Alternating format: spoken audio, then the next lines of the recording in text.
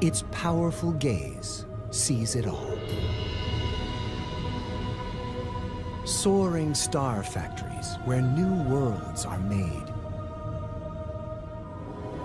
The violence of exploding stars. And a new light on black holes. Hubble is the key that has unlocked some of the greatest mysteries of the universe.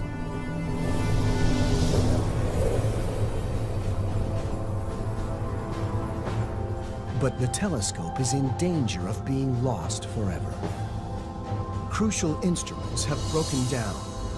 A main camera and spectrograph no longer function. Worst of all, Hubble is falling. The 12-ton telescope, as big as a school bus, is slowly spiraling toward the Earth. A dangerous repair mission is Hubble's only chance for survival.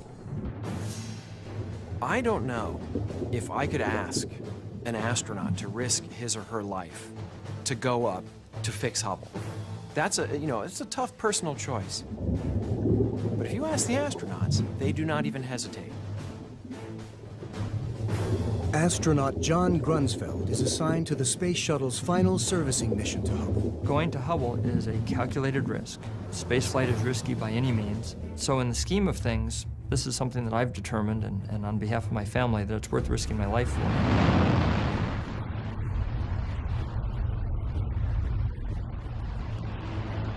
On May 11th, 2009, 7 astronauts begin their 11-day mission. It will take 5 grueling spacewalks to repair and replace failing hardware, and also to install 2 new science instruments. Why is an aging telescope that's nearly reached its 20-year life expectancy worth the risk? Because Hubble continues to astound us with surprising details about our universe, as it has since its 1990 launch. Astronomers have long wondered where stars like our sun come from. Jeff Hester of Arizona State University knows that stars evolve from clouds of gas and dust. What he hopes to discover is how these clouds give life to stars. Astronomers suspected that the Eagle Nebula might provide clues. But even the most powerful Earth-bound telescopes couldn't get a clear view. Spring 1995. Hester aims Hubble Space Telescope toward the Eagle Nebula. As he downloads his images from Hubble, Hester can hardly believe his eyes.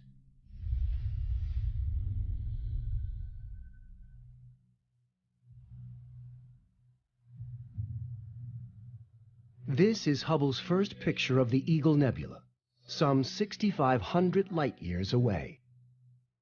It shows 3 gigantic pillars made of gas and dust.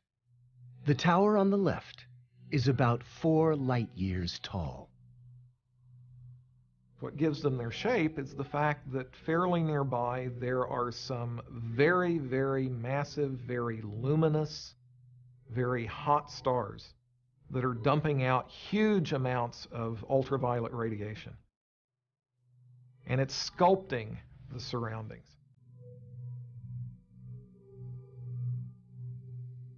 These celestial pillars have never been revealed in such stunning detail.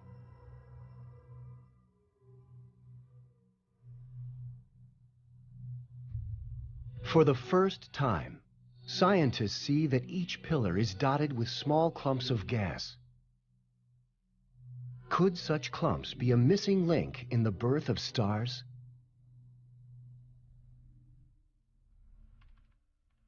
Hester calls the clumps evaporating gaseous globules, eggs for short.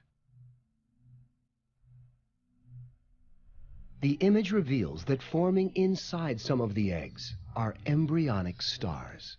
What we're looking at is a snapshot of a very dynamic process, a snapshot of something that's changing.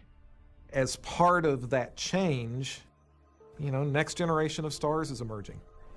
This one, for example, you can see the little red dot in there, which actually is the star. And that one is an especially nice one, where the star at the tip of the egg is actually pronounced. In the photograph, the eggs appear small, but our entire solar system could fit comfortably inside each one. These hot clumps of gas are the first stage of the formation of a star, and the towers where they hang are rightfully called the pillars of creation. Hubble's image of the Eagle Nebula shows us an early stage in the creation of stars. What it doesn't show is the next stage, how stars hatch from eggs. That answer came from images Hubble captured in 1994. Some 1,500 light-years away from Earth lies the Orion Nebula. Like the Eagle Nebula, Orion is a birthplace of stars. When scientists closely examined this image, they discovered tiny dark spots. Flattened disks of gas and dust spots created by recently hatched eggs. The spots are called protoplanetary disks, proplyds for short. The warm orange clump in the center pulls in loose material from the surrounding disk. This squeezes the matter in the center of the clump. The pressure grows. The clump heats up. Eventually, it will become so hot that it triggers nuclear fusion, and a star is born. Heat and radiation from the nuclear fusion generates a stellar wind, sweeping away most of the loose matter in the disk. But some of this loose matter remains in orbit around the newborn star. Over time, the debris gathers into more knots and clumps, growing and evolving into a planet. It really is the case that if you could go back 4.5 billion years ago and look at the formation of the sun and the solar system, that it would be that kind of an environment that you would find us in. Hubble has shown us the genesis of a new solar system and answered an age-old question of how our own star, the sun, and our Earth came into existence.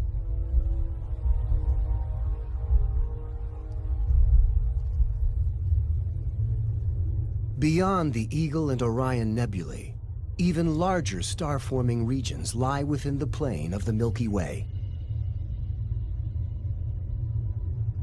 Scientists wonder if the life cycle of stars is the same in these distant regions. In March 2005, Hubble began relaying images of a new target, the Carina Nebula, one of the largest star-forming regions in the sky.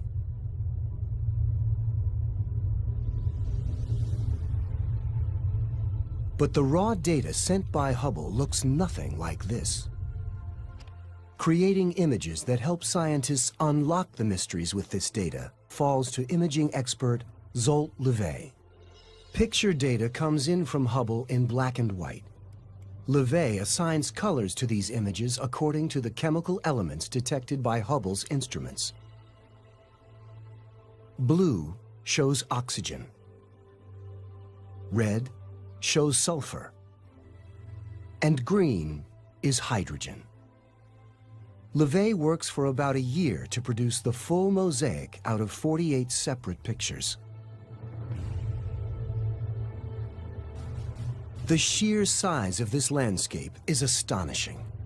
Hubble's image of Carina shows a region over 50 light-years across.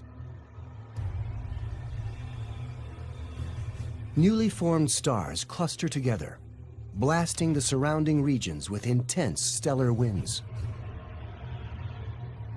Here, too, are the eggs that will one day become stars encircled by planets.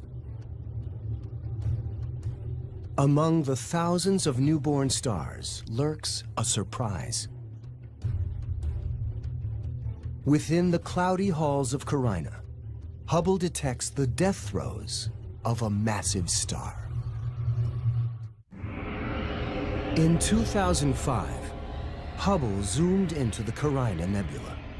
Its images reveal a massive and hostile environment, one that shows stars and solar systems being born. It also shows at least one star about to die. For scientists, a dying star is an opportunity to see the future of our own solar system.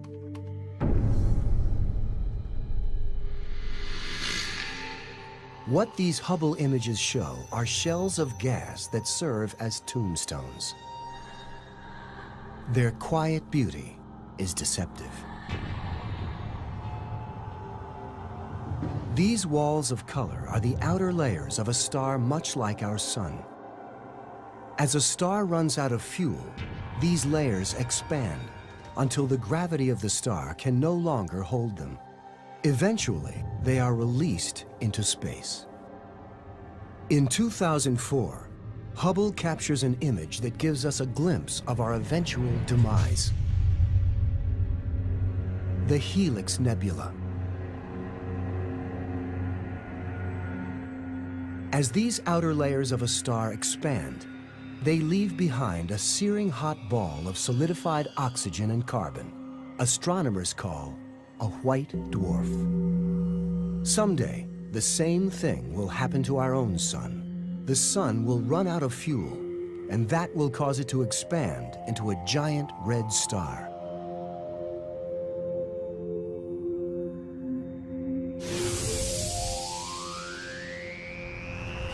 That's bad news for our world. The temperature on the surface of our planet will rise over 1,000 degrees. All life on Earth will perish. A wall of hot gas will sweep over the Earth, through our solar system, and into space. Every planet and moon in its path will be incinerated. The only thing left of our sun will be a splash of color visible from thousands of light years away. Like this. So the human race has its warning. We have 5 billion years to clear out of town.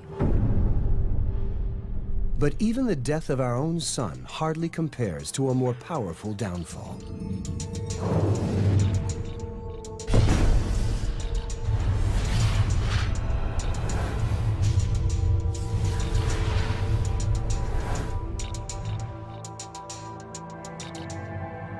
Some stars are over 100 times more massive than our sun.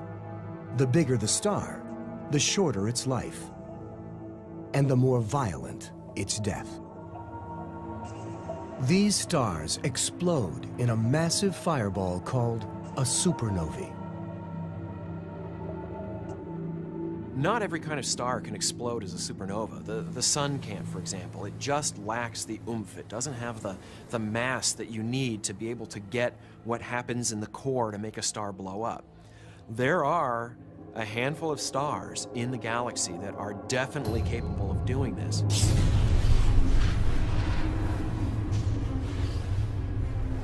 Every star is carefully balanced between the inward pull of its gravity and the outward pressure of the heat it generates from nuclear fusion.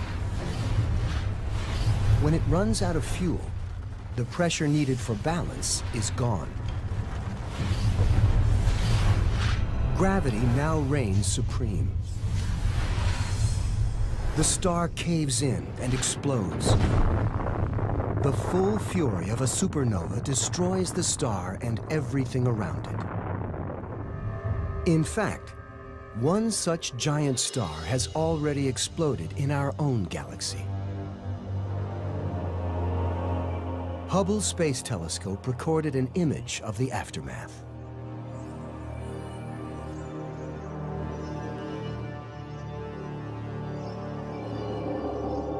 The Crab Nebula is the expanding wreckage from a supernova that occurred in the year 1054.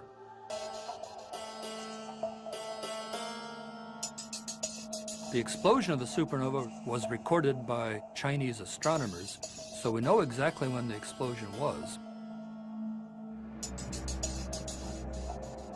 The expanding debris from this 1,000-year-old supernova is still moving into space at over 3 million miles per hour. But the image is more than just a snapshot of ancient history.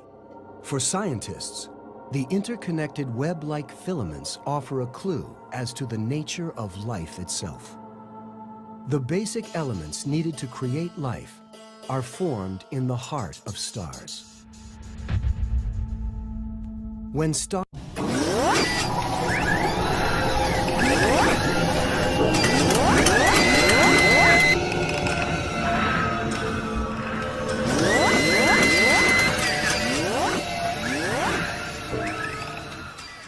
explode, these fundamental elements are scattered throughout the universe, seeding distant nebula clouds, which give birth to new planets and new life.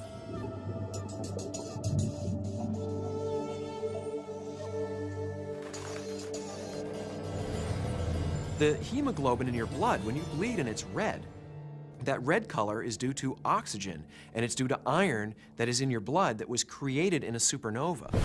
The gold on your wedding ring is created in a supernova. Calcium in your bones was created in a supernova.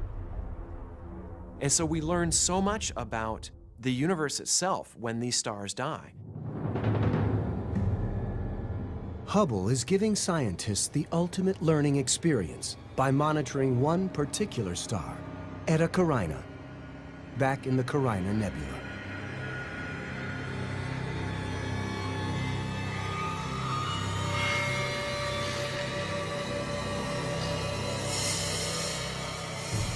This is a star that is a bit of a mystery. It appears to have about 100 times the mass of the Sun, and that is the upper limit.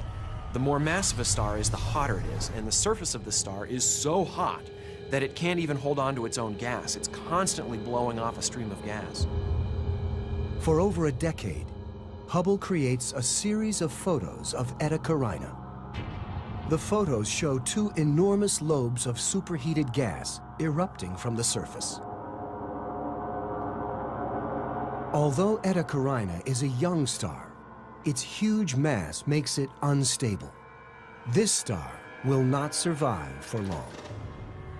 This is one of the very few stars that we can point at and say, yeah, that one's gonna go.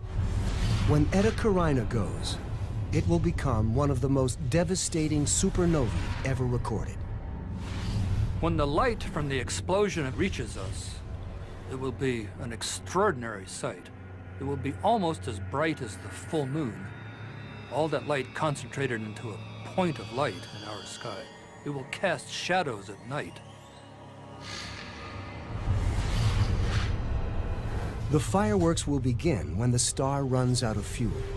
The gigantic star will destroy itself in just a few seconds.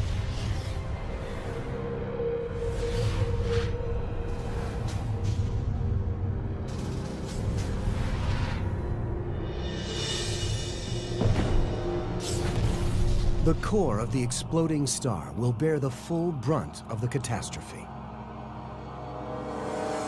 When that happens, it will leave behind the one outer space phenomenon that has long captured the imagination of stargazers. A black hole.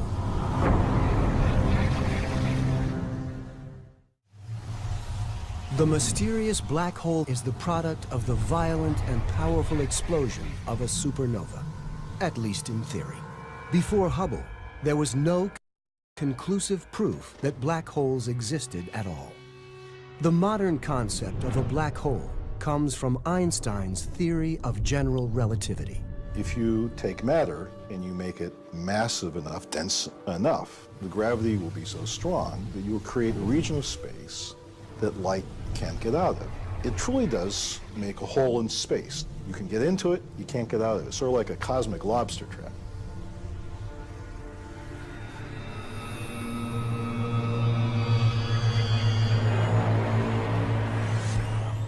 According to Einstein, a black hole begins with a very large star. It must be at least 4 times bigger than our sun. A black hole is a simple thing. It is a hunk of matter which somehow has gotten so small that the gravitational field right around it is so strong that light cannot escape from it. So even if it tried to emit radiation, the photons would fall back. They would be sucked back by the gravity of the black hole, and it would look invisible.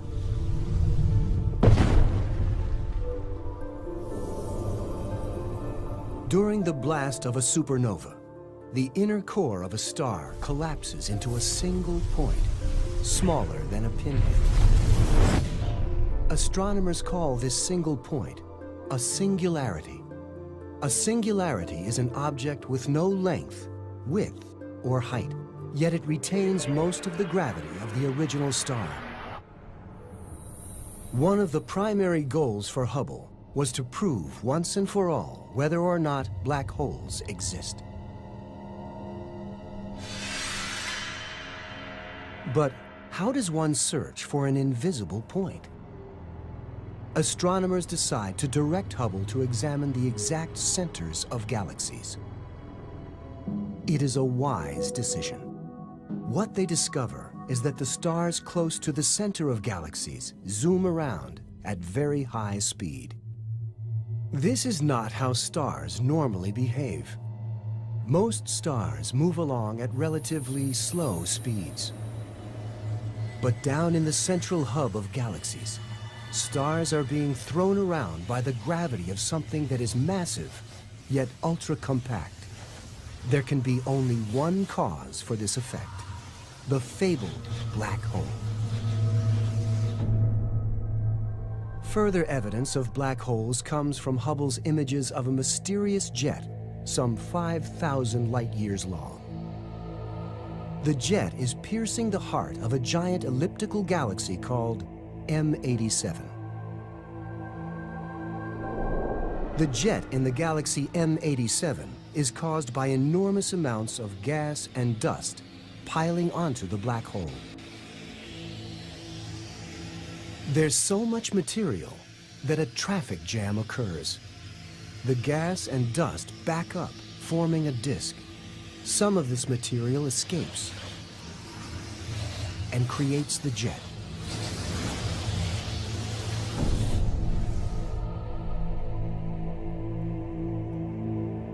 The black hole is showing itself with a parade of light. The connection between a galaxy and the black hole in its heart is not yet well understood. But astronomers believe that black holes play a part in the formation of galaxies.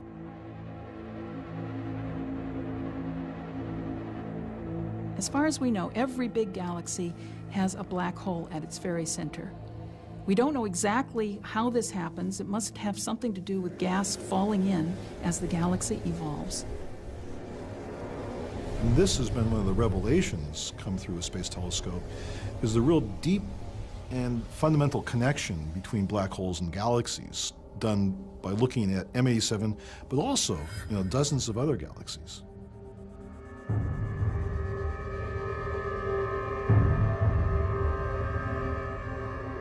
Before Hubble, black holes were merely a concept, an unproven part of astronomical lore.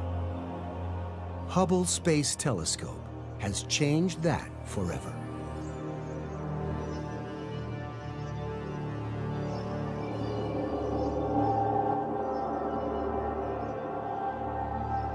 The violent forces that create stars far off in space also shape our own solar system. In the summer of 1992, comet Shoemaker-Levy 9, or SL9, passes too close to Jupiter. Now, the mile-long comet is trapped by the giant planet's gravity. Then SL9 breaks apart. The fragments spread into a long single line, which Hubble showed in an image called the String of Pearls. Data suggests that these pearls would soon collide with Jupiter. So planetary astronomer Heidi Hammel submits a proposal to NASA. We have known for many, many decades that collisions are an incredibly important part of solar system evolution. You look at the moon and you see craters. So you know that collisions are important. Even on the Earth, we've known for decades that collisions have played a big role. But we never have had an opportunity to see a collision. In July 1994, the team gathers at the Space Telescope Science Institute in Baltimore to watch the comet make contact with the planet. We didn't know what was going to happen when Shoemaker-Levy 9 hit Jupiter. And it was really possible that nothing would happen at all. The first image of Shoemaker-Levy 9 came in. It seemed to show no signs of impact.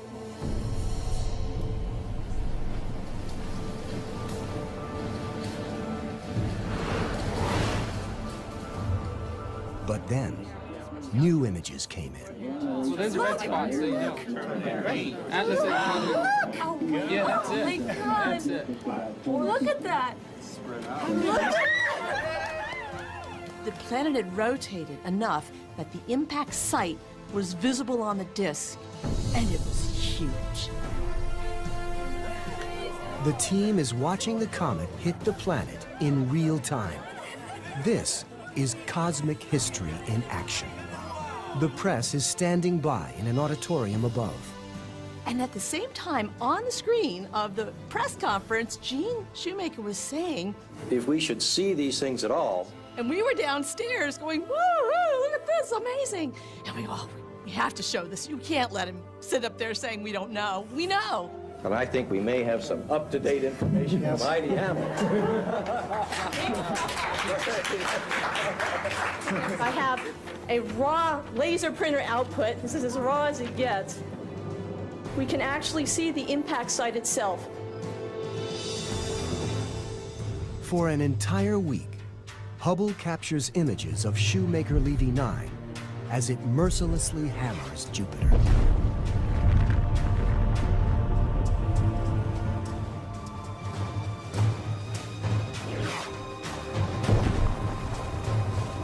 We calculated the heights of these explosive plumes out of Jupiter to rising something like 3,000 kilometers out of Jupiter's atmosphere. So it's huge. It's planetary-wide scale. What there was left was clouds that had been seriously disturbed over thousands and thousands of miles, seriously disturbed up to temperatures of tens of thousands of degrees. Hubble's pictures of the comet impact prove that the kind of violence that formed our planet billions of years ago continues through this day. Shoemaker-Levy 9 shows a devastating day on nearby Jupiter. But when Hubble turns toward an empty patch of distant sky, what it finds will rock the scientific community. In the winter of 1995, a series of commands are sent to Hubble's onboard computer that turn the orbiting telescope toward what is apparently an empty part of the sky.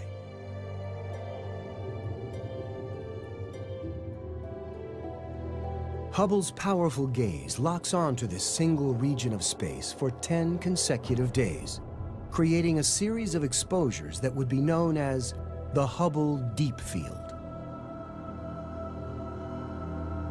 The Hubble Deep Field was a pretty astonishing idea. Take a telescope out in space and point it at one part of the sky and let it sit. Just take an exposure, and then take another one, and another one, and another one, and then add them all up. And what do you see when you do this? And you see galaxies. Thousands and thousands of galaxies. A crowded, dense field that looks like you're taking a picture of fireflies out in a field at night. And yet this is an empty patch of sky. Every smudge of light in this Hubble picture is a galaxy containing billions of stars. These galaxies are captured at various stages of evolution.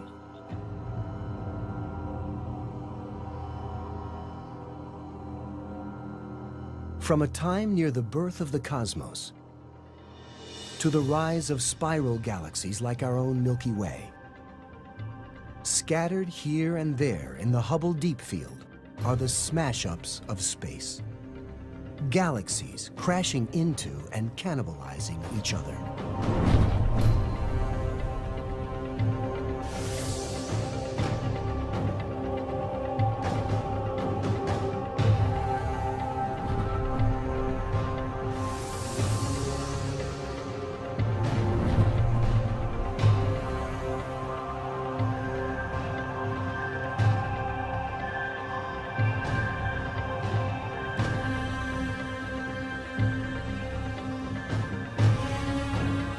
We estimate that there are hundreds of billions of galaxies in the universe. But it's only until you see that Hubble deep field and you understand that you're seeing a tiny little patch of sky. And yet it is filled to the brim with galaxies. And that's telling you that this universe is an astonishing and crowded and wonderful place. The entire history of growth and change in galaxies is written in this single image of the Hubble deep field.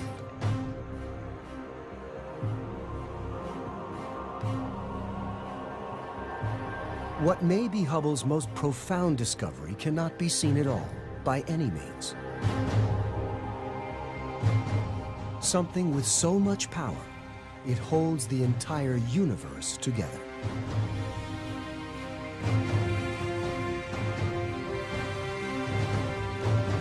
For a number of years, astronomers like Kim Weaver have been surprised by the way galaxies behave. Our observations of things we could see, like galaxies, weren't making a lot of sense to us. For example, how a galaxy rotates. The arms of spiral galaxies seem to move faster than the laws of physics would allow. Astronomers spotted other oddities as well.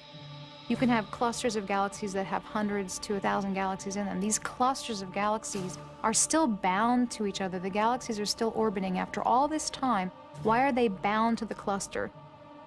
There's something there creating gravity, creating the bending of space to hold these galaxies in place and to hold galaxies in their rotation that we're not seeing. Astronomers hypothesize that galaxies are surrounded by a halo of unknown forms of matter. This matter acts like a glue that holds the universe together. They call it dark matter. Though we can't see dark matter, one astronomer has discovered a way to find it.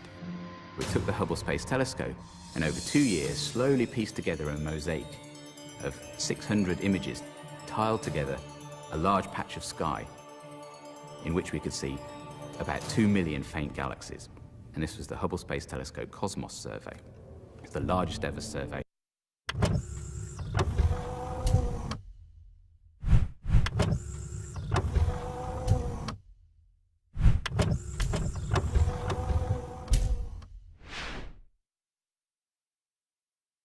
Taken from space. The survey revealed that stars and galaxies are born from ordinary matter, trapped by gravity inside clouds of dark matter. This 3D plot of dark matter clouds, charted by Hubble for the first time in history, shows how dark matter forms the very structure of our universe. Soon after the Big Bang, the gravitational scaffolding of dark matter formed the basis for evolutionary change throughout the cosmos.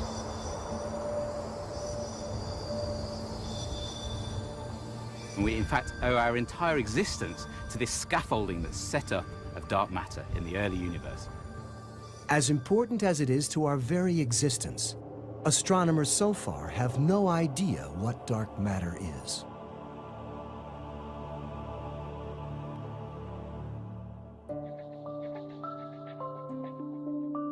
This table shows us every element in the universe that we commonly experience on a daily basis.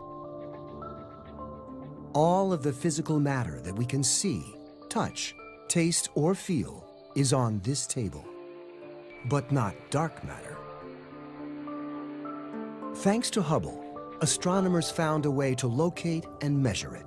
What they found is that there is 5 times more dark matter in the universe than physical matter. But even if we add all the dark matter to all the physical matter that forms stars and planets and people, it turns out that we are still missing about 2/3 of the universe. So, what is the rest of the universe made of? Once again, scientists turn to Hubble for answers. The Hubble telescope is changing our understanding of reality. Adam Rees is part of a team of astronomers looking for the answer to a basic question. How is the universe changing? Since the 1920s, astronomers have known that the universe is expanding. They assumed that gravity would one day slow the expansion down, and perhaps even cause the universe to halt. I know the universe is slowing down. The question just is how much? The answer to this question would settle the debate about the age and fate of the universe. And it became a race. There were two teams that didn't much like each other. They were trying to measure the rate at which the universe has been expanding at different times in the past and compare it with the rate at which it's expanding now. The rival team of astronomers is closing on a solution. There was this sense of competition and urgency to get to the answer. On the other hand, you wanted to be very careful because you knew that, if you got the wrong answer and they got the right answer or vice versa, there would be a way to check. The way to check comes from Hubble. It finds supernova explosions in remote galaxies and uses the light from the explosion as a yardstick to measure the distance from Earth to the galaxy. But Hubble's findings do not fit the accepted model for the expansion of the universe. The galaxies with supernovae are not just moving away. They are moving at an accelerated rate. Hubble's results convinces astronomers that they must think of the universe in an entirely new way. The only explanation is as simple as it is unlikely. Something is causing the expansion of the universe to accelerate, an unseen force called dark energy. Dark energy is another manifestation of a familiar force. So gravity is a familiar force, but we've never seen it act this way before. If you had a friend who was sort of Jekyll and Hyde and you had never seen his Mr. Hyde personality, we've seen the Mr. Hyde of gravity, and it's called dark energy. But the darkest part of this mysterious force is its future. Over time, it will grow in strength. This means that one day, dark energy will become stronger than gravity, stronger than even the forces which bind atoms together. Every bound thing becomes unbound, including eventually at the most subatomic level. Our universe, it seems, is living on borrowed time. The universe will one day end in a cosmic apocalypse that scientists call the Big Rip.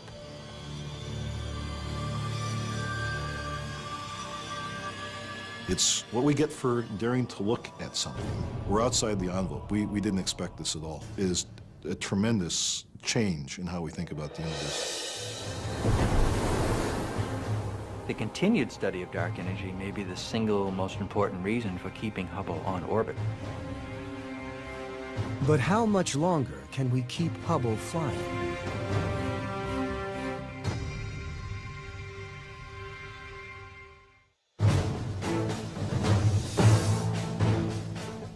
Nearly 20 years after its launch, the Hubble Space Telescope is still learning new tricks. The final mission to repair Hubble is a success. The new Wide-Field Planetary Camera 3 will allow Hubble to peer even deeper into the universe. Another new tool, the Cosmic Origin Spectrograph, will tell us more about the way dark matter affects distant galaxies. But even with new hardware, Hubble will last only 5 to 10 more years. At the end of the mission, when all the work is done, before the final moment that we go back in the airlock, and I'm absolutely sure I'm going to take either one last grab on the Hubble or one last look. I do believe this is the last time people will visit the Hubble Space Telescope. And after all that so many people have invested, I think I will vicariously for them and for real for me, I'll be kind of giving Hubble that last hug before we send it on its way to what really will be an entire new journey of discovery for Hubble.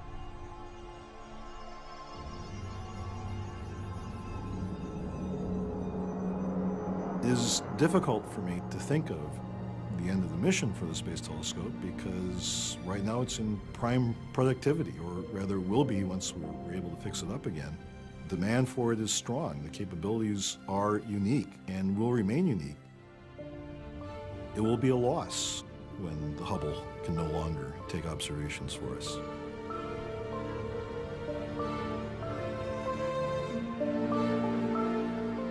On the day that happens, the telescope will receive one last command: to shut down and return to Earth.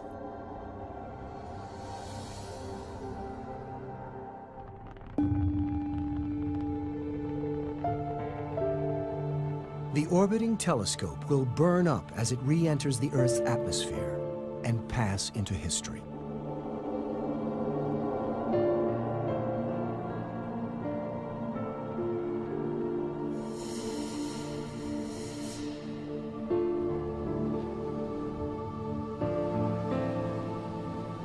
Controllers want to make sure that the enormous telescope falls into the Pacific Ocean.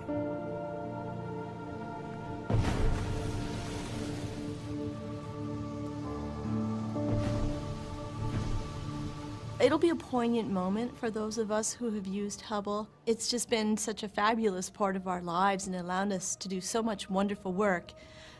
But I think at the same time we're looking forward.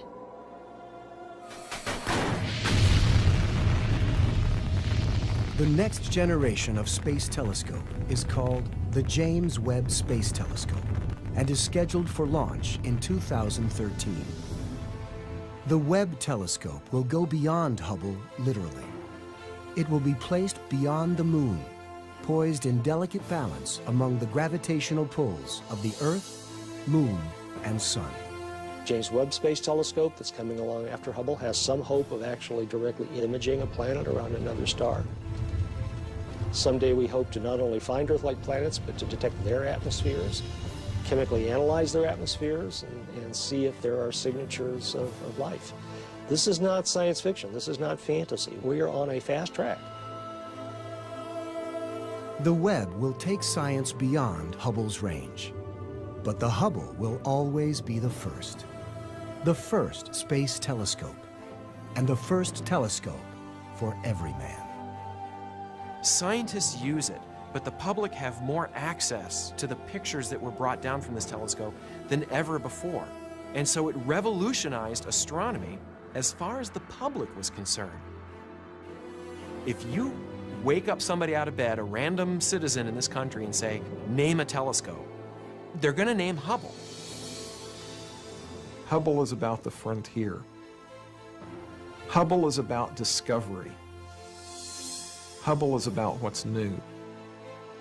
Going into the future, I hope that we find some way to maintain that capability, because the instant it goes away, we're blind.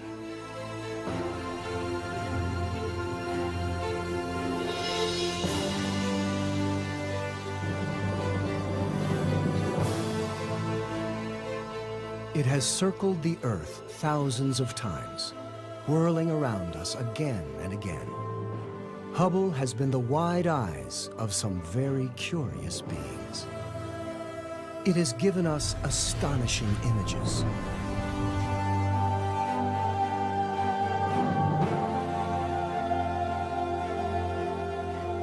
Taking the human mind to the beginning and the end of time. Beyond our own ability to wonder at the world.